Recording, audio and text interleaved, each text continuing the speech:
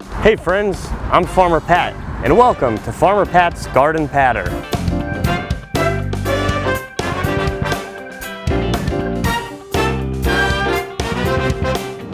We're here today at the Community Counseling Service Garden, located at 110 South Pennsylvania Boulevard in Wilkes Barre, Pennsylvania. Joining us is James Merzowski, who is a psych counseling specialist and also the manager of the garden. James, can you give us a brief overview of your agency and what it is that you do? Okay, our Community Counseling Services is a mental health facility. We have outpatient therapy, medical therapists, nurse practitioners, PAs, doctors to do the medical medicine side for psych. We have therapists, counselors. We also have a partial hospitalization program. We also have a psych rehab program, and that is what I do. And our psych rehab program mostly looks at building skills back up in 5 domains that people have lost due to their mental illness. Wow, so you have a lot going on here. Yes, I do. And in addition to everything that you take care of inside the building, you also have this beautiful garden outside the building. Can you tell us what this garden means for the clients and the staff here at CCS? With this garden here, it means quite a bit to them. To get them, for the clients themselves, is to get out here, get out in the air a bit more than being inside. Getting involved with the dirt, that seems to, when you're gardening and getting in that dirt, seems to help improve their mood, especially from what I've heard with depression. It kind of elevates that up. Just to see what we have here, what they're producing, things with the staff, just seeing how nice the garden kind of grows. You know, they compliment, kind of boost the mood a bit when they're doing that. I know they like to sit there and see what they have and what they've grown. So for us, that also means that we get to take that in and feed them with it. Okay. And usually those things taste definitely a lot better fresh grown than sometimes getting them at the store. So the food tastes better, and it also improves their health and their happiness. And I've always heard it since I was a kid that if you grow your own food, it satisfies both your stomach and also your spirit as well. Yes. So it gets them outside, they have their hands in the soil, and interesting, there's a bacteria in the soil, I think it's called M. vaccae, and it actually stimulates your serotonin levels, improving your mood. In addition to that, they're outside now in the sunshine, they got the fresh air, and they're putting food on the table that they grew themselves. And yes. I've always heard it that if you grow your own food, it satisfies both your stomach and your spirit as well. Yeah, it seems like that. They do get very excited when they can sit there and see that this is what they helped grow and get to eat it and taste it. And I sometimes think, you know, the fresh grown vegetables and such taste definitely a lot better than getting them at the store. Absolutely. Well, James, thanks for telling us about this garden. Why don't we go take a tour of your garden right now? All right. So, as you wanted to know, this is our tomatoes. We have some cherry tomato plants in here and just some regular tomatoes. It looks like we have one starting here and another one starting there. So that's our main area right here. James, do you have any tips on growing tomatoes? Some things that I've picked up from a couple other people, another show, they sat there, one of the things is to take tums. Like if you're getting those tomatoes and they're getting that black on the bottom, to sit there and crush up the tums and put them at the base of your tomato plant. So the tums provide calcium. Yeah, calcium. That's awesome. I've never heard that about tums before. Yeah. I always, in the beginning of the season in my garden, I add gypsum, which is a form of calcium. Okay. And the whole point of the calcium, that black spot at the bottom of the tomatoes that you were talking about, that helps prevent the calcium end rot. And the way to prevent that is to provide calcium and to water on a regular basis from the beginning of the season. Yeah. So one of the things also, if you notice right here, is it's some lettuce that we have. This lettuce started back maybe 3 years ago, maybe so. And it's seeded in the other bed and just spread everywhere. So when we cleaned up, it just keeps popping up in different spots over here through awesome. the different growing areas. Good thing I always keep a thing of salad dressing in my pocket. That looks delicious. And so your clients here, they'll eat lettuce a lot throughout the summer then? But when we have it, when it gets up there, sometimes when we get it, we'll pull it out and then they'll eat it. Nice. And here is our cucumbers that we have just started up here. hopefully this year we'll do good. Last year not so good, was actually a bit better for cucumbers, but the year before, and I think the year before that, cucumbers weren't doing so well. I'm hoping this year that they do a lot better, and I think we have a bit more cucumbers, so hopefully you'll have them for our salads. And I see you only have a couple cucumbers, and honestly, that's all you need. We were talking about that earlier.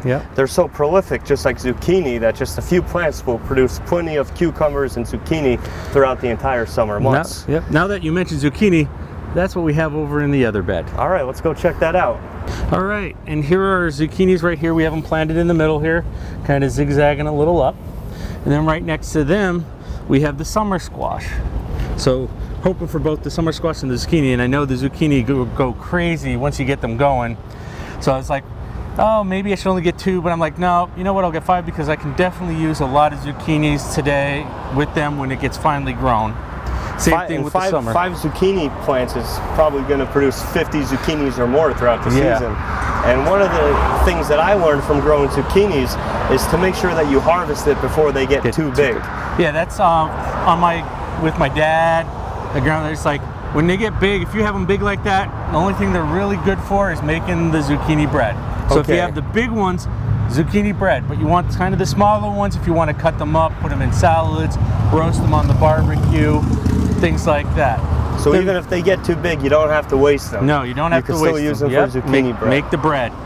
So then right behind them we have some of our nice green peppers, our sweet peppers going all through there.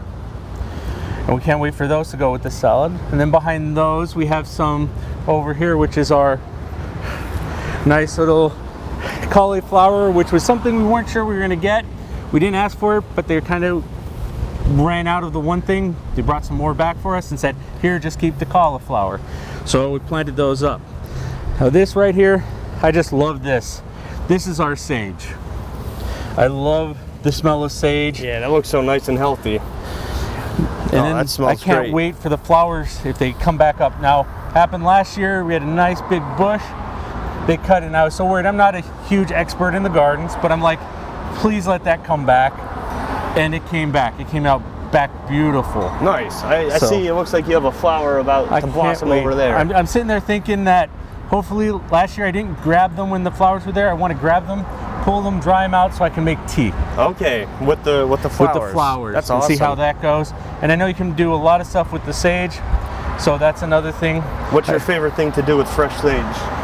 Eat it. Eat it? Yeah. Actually dry it out and then crumple it up into making dishes and stuff. Okay. I do know there's different kinds of sages out there. I'm not sure which one this is, but I know certain ones you dry it out. Some will do it for religious practices and such to smoke around, and it just smells pleasant too to also do that. Okay. So the neat thing about drying your food now from your summer garden is that you can enjoy it all the way through the winter months. Use it through the winter. So that's what we're hoping. So that's what I hope things go well. What do you think is the favorite food of the clients and staff here at CCS? A lot of the times it's the tomatoes. Okay. But I think some of them are really looking forward to the zucchini. To the zucchini. And I noticed you don't have Brussels sprouts. No Brussels sprouts. We didn't get any. I didn't bother. Last time we did get some Brussels sprouts. They did come up, but they're late. They always, you know, they're always a late type thing. They weren't an early one, but they came out good. But that was a couple years ago. But for us, most of them didn't eat it, so it was me eating it or having to possibly like hold on to it for too long, and I had to chuck it. Okay. Now, can you tell us anything about how you control weeds or diseases and pests in your garden? Well, so far, we just kind of let nature go. With the weeds, we're kind of hand getting it out. We did some of that this morning, got a lot of them out. We're trying to get the roots out. Okay. And then throw them away so that we don't have to sit there and worry as much. Because if you're just pulling it out, they're still going to come back because the roots are still growing in there. Right. So if you just pull the weed halfway off, the roots are still there. Still there, and they'll just come back. You have to make sure that you really go down in the soil and pull all those roots out. Yep. So that's what we were doing this morning, pulling a bunch of them out. Didn't get them all because not everyone's as athletic as others, so we try to do the best of everyone's physical abilities. Okay, and weeding is one of the tasks that the clients here at CCS do help with in the garden? To help with that, and watering. So that's the other thing. Now, if we end up having some kind of bug issue, that's what I'll be looking up online or something to find things to take care of it at the time. Okay. And the neat thing about your garden, you have a big garden, but it's manageable enough Yep. that if you have an issue with bugs, you can go out there, everyone can pitch in, and you can hand pick them and drop them into a container of soap or dish detergent. Okay, good, okay, yeah, perfect. And if you ever have an issue with slugs, one of my favorite things to do is to put cups of beer down in the soil, and the slugs, they'll smell the yeast and they think, my goodness, what a feast. And then the slugs fall in that cup, but oh no, they can't get up. Oh, that's a good tip. That All right. works phenomenal. I have an issue with slugs with broccoli. Yeah. And being that cauliflower is similar, you might have an issue with that as well. Okay. James, thank you so much for visiting with us today. Yep, thank you. And we'll see you next time at Farmer Pat's Garden Patter. Hi, I'm Wilkes Barre Mayor George Brown. City of Wilkes Barre is very happy to be supporting the City Health Department's Community Garden Program. Now this year, there are community gardens in 6 areas of the city. The gardens give residents the opportunity to work together to grow and eat healthy fruits and vegetables directly from their neighborhoods. Thank you to the participating agencies, their staff, volunteers, and the neighbors who helped the gardens to grow. Now this project is funded by the Pennsylvania Department of Health's Preventative Health and Health Services Block Grants. The Community Garden Program is an example of Wilkes-Barre City's commitment to the growth and development of a productive and healthy community. The Wilkes-Barre Community Garden Program is part of the Wilkes-Barre Health Department's Preventative Health Division. The gardens are part of the Health Department's mission to promote access to homegrown foods like fresh fruits and vegetables for a healthier lifestyle. For more information on the Community Garden Program, contact the Wilkes-Barre Health Department through its Facebook page, the city website, or call the health educators at 570-208-4287 or 570-208-4653. This project was funded by the Pennsylvania Department of Health's Preventative Health and Health Services Block Grant.